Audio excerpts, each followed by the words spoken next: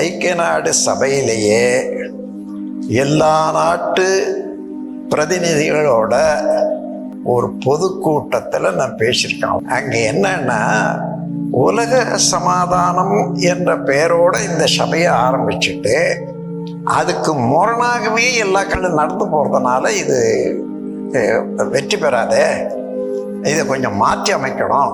எல்லா நாடுகளும் இதில் மெம்பராக இல்லை. சில நாடுகள் இருக்குது, 120 நாடுகள் தான் இருக்குது மெம்பராக, இன்னும் 80 நாடுகள் மெம்பராக ஆகலை.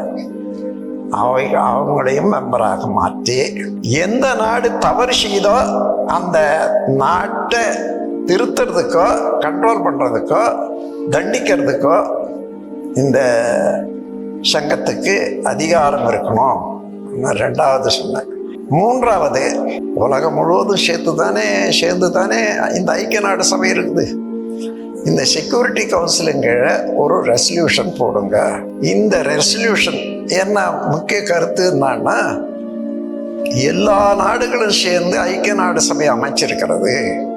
இதில் செக்யூரிட்டி கவுன்சில் என்றது ஒரு கவுன்சில் இருக்குது. அதன் கீழே எல்லா நாடுகளுடைய பார்டர்ஸ், அதாவது எல்லைக்கு பாதுகாப்பு, அதன் பொறுப்பில் வந்துடணும். பின்தங்கிய மக்களுக்கும் பின்தங்கிய மனிதனுக்கும் இந்த உலகத்தில் என்ன தேவை என்று தெரிந்து அந்த இராணுவத்தை கலைக்கிறீங்களே அவர்களையே அதுக்காக அப்பாயிண்ட் பண்ணி கொண்டு அவர்கள் மூலமாக இந்த திட்டத்தை நிறைவேற்றணும் என்றதை எடுத்து சொல்லி கொடுத்தேன்.